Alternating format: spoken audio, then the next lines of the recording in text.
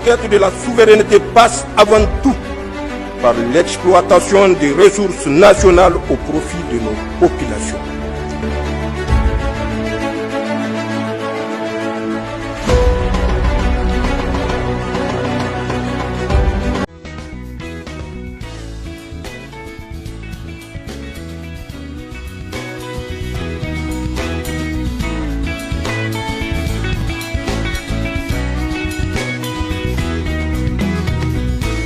Monsieur le Président de la République, la presse nationale et internationale brûle d'envie de vous rencontrer depuis plusieurs semaines. Et pour faire suite à cette demande, vous avez bien voulu vous prêter aux questions des journalistes qui ont préféré commencer par l'actualité du 7 décembre et aborder ensuite celle du 14 novembre. Merci. À nouveau, bonjour et merci pour votre présence. Je suis heureux de vous retrouver, surtout après la frayeur que nous avons tous eue il y a quelques jours. Vous savez, Dieu aime le Bénin et nous allons jamais cesser de lui rendre grâce pour ça. Alors je suis à vous, on se parle cash. Madame, vous avez l'honneur. Merci Monsieur le Président. Je suis Inès Fassia, directrice de Bénin TV Junior. Les enfants m'ont remis plusieurs questions, mais dans ce lot-là, je vous pose une seule. Ils veulent savoir comment vous vous sentez après le 7 décembre. C'est des enfants qui veulent savoir comment se porte le Père de la Nation. Aussi simple que ça. Merci. Je vais bien. Je vais très bien. Même si mon moral a pris un petit coup. Pas pour moi-même, mais pour le pays entier. Parce que cet incident, c'est comme ça que je le qualifie, parce que pour moi, ce n'est pas véritablement une tentative de coup d'État. Parce qu'il faut bien plus que ça pour soumettre un État entier. Je suis peiné, j'ai été très malheureux, je continue de l'être pour l'image que cela donne de notre pays. Et c'est cela qui, en fait, constitue ma véritable souffrance. Pour moi-même, je vais très bien physiquement, et ma mémoire a pris un petit coup quand même. Pour cela, vous savez, nous aimons tous le Bénin, malgré nos divergences, nos heurts, nos disputes. Je pense que la quasi-totalité des Béninois, elle était loin de penser qu'un tel événement se produirait au Bénin. Ça nous ramène des dizaines d'années en arrière. Mais ça va, je veux espérer que tout le monde va bien également. Donc dites aux enfants que je vais très bien. Je leur dirai, avec votre permission, la deuxième question. Ils veulent savoir, à votre avis, qu'est-ce qui est important que les enfants et les jeunes du Bénin retiennent sur le Bénin aujourd'hui? À votre avis, qu'est-ce qui est important qu'ils doivent savoir du Bénin? Que le Bénin est un grand pays, une grande nation. Qu'ils soient fiers de leur pays, que même les plus grands pays du monde peuvent subir des épreuves. Ce n'est pas parce que nous avons connu une épreuve douloureuse, rare, que cela remet en cause la grandeur de la nation béninoise. C'est notre capacité à réagir, à faire face à ce genre de défis, d'épreuves, qui fait de nous aussi un grand pays. Donc qu'ils soient fiers du Bénin. Merci Monsieur le Président. Je suis Aboubakar Takou, quotidien Le Béninois libéré et BLTV. Monsieur le Président, le coup d'État, heureusement déjoué du 7 décembre dernier, est l'œuvre d'un démembrement de la garde nationale. Une essence que vous-même avez inspirée et créée.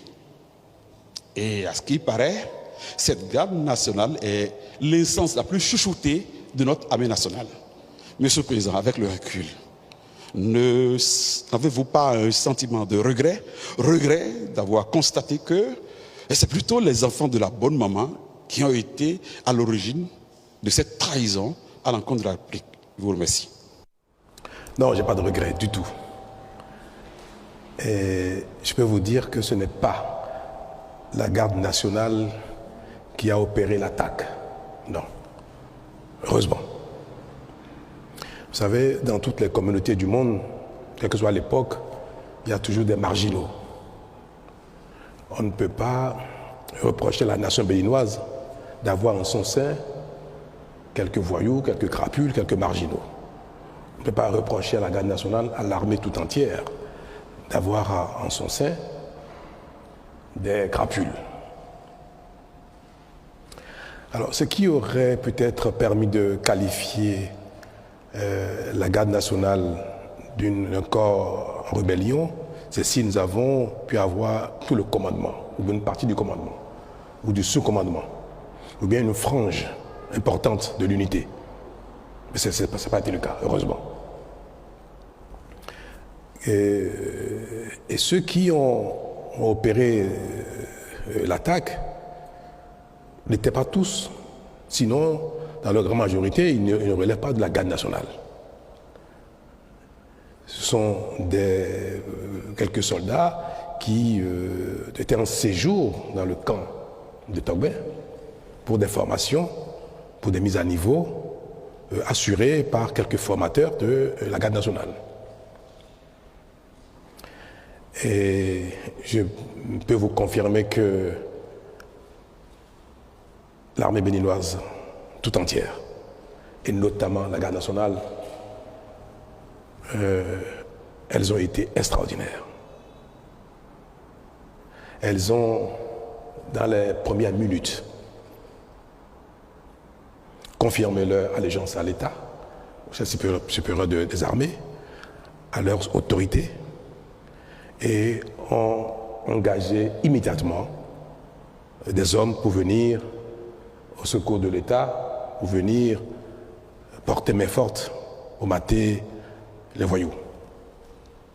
Nous avons reçu un détachement de la garde nationale elle-même qui est à Dessa, à Lada, et un détachement également de la caserne de Ouida. Toutes les autres casernes ont appelé le chef d'état-major général, ont appelé le commandant de la garde républicaine pour demander la conduite à tenir. Savoir s'il faut engager toutes les casernes vers Cotonou pour protéger les institutions, protéger le palais, la résidence du chef de l'État, ou bien si l'incident était maîtrisé. En tout cas, toutes les casernes, tout le recommandement, tout le sous-commandement a réagi dans les minutes qui ont suivi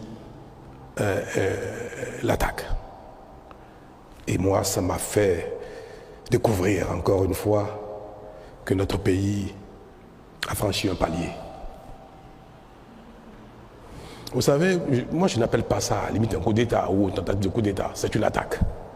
Parce qu'un coup d'État, se saisir du pouvoir d'État requiert, certes, qu'il y ait une attaque du genre, mais qu'il y ait la possibilité que les différents corps d'armes se rallient. Qu'il y ait la possibilité que l'opinion publique, encore une bonne frange, se rallie. Que les institutions ou les principaux acteurs politiques se soumettent ou se rallient ou fassent allégeance. Mais nous n'avons observé rien de tout cela. Aucune caserne, aucun membre du recommandement, du sous-commandement.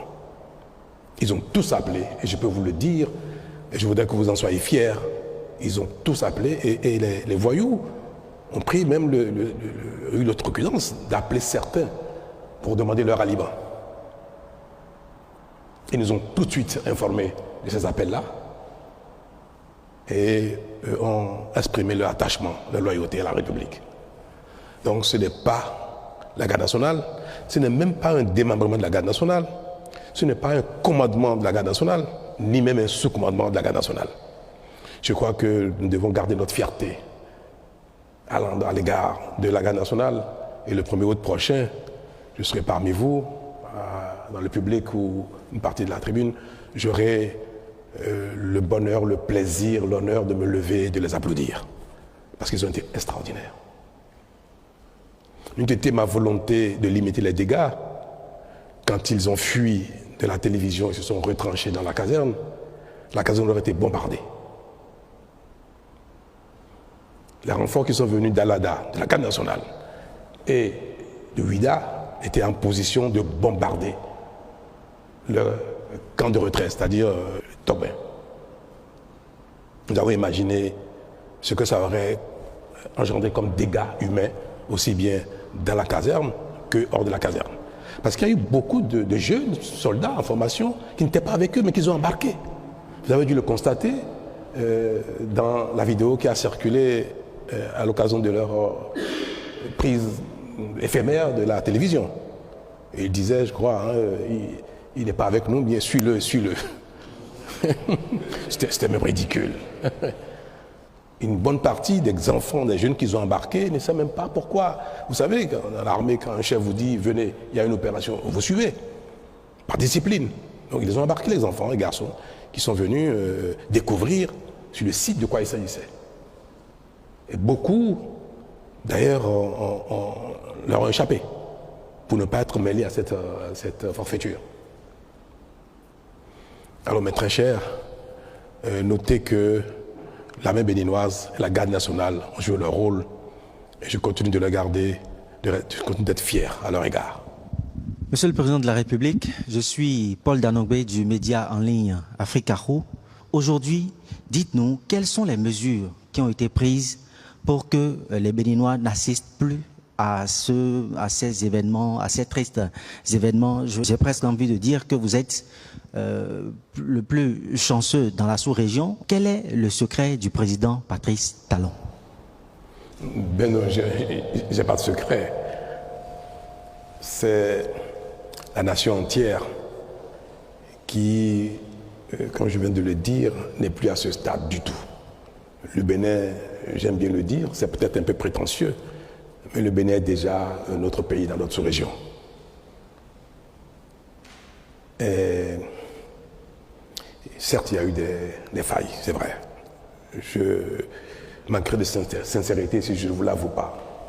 Nous étions peut-être un peu dans un excès d'assurance et de constat de la paix, de la tranquillité d'un pays dans lequel tout le monde, malgré nos difficultés, nos peines, nos heurts, nos divergences, on pensait que le Bénin était loin d'être sujet à une telle chose. Vous savez, si on prend les grands pays dans lesquels ce genre de choses ne sont plus envisageables, les pays d'Europe, développés, les États-Unis, Canada et consorts, ce n'est pas une telle idée qui manquerait à certains de leurs ressortissants. Il y a bien des gens qui se saisissent d'armes de guerre pour aller braquer une banque, pour aller braquer une bijouterie. Mais il ne reviendrait à personne dans un pays d'aller braquer l'Élysée ou bien la Maison-Blanche. Je suis certain qu'il y a plein de gens qui, se levant le matin, ont peut-être envie de devenir président des États-Unis ou président de la France par la force. Ça, on ne peut pas dire qu'aucun Français, aucun Américain, aucun Canadien, aucun Allemand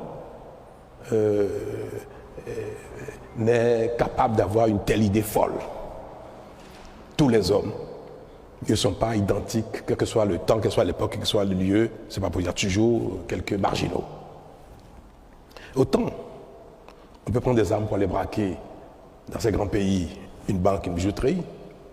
Autant, même si l'envie existe, personne ne ferait des braquer, comme je viens de dire, l'Élysée ou bien la Maison-Blanche. Pourquoi?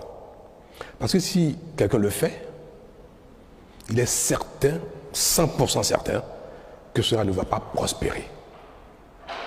Qu'aucun corps d'armes ne suivrait. Aucun commandement ne suivrait. Le peuple ne suivrait pas. Aucune institution ne suivrait. Donc il ne pourra jamais jouir du pouvoir. Jamais. Ça peut durer 1 heure, 2 minutes, 1 semaine, même 1 mois. Si c'est ceci d'armes très lourdes pour empêcher les autres corps de venir le saisir, mais jamais celui qui penserait quelque chose du genre, qu'il ferait, ne jouirait du pouvoir. Dans certains pays qui ne sont pas à ce stade, si vous le faites, vous avez peut-être une chance sur 10, sur 20, sur 1000 d'en jouir. Il peut y avoir une partie de l'armée qui peut se rallier. Une partie de l'opinion peut se rallier. Des acteurs politiques peuvent se rallier. Alors quand la communauté, une nation est encore à cette étape-là, Ce genre d'événement peut arriver. Mais une communauté, une nation dans laquelle, tout ce que je viens de citer, les institutions, l'armée, consorts, jamais ne sera allé à une telle aventure, dans cette communauté, il n'y aura jamais de coup d'État.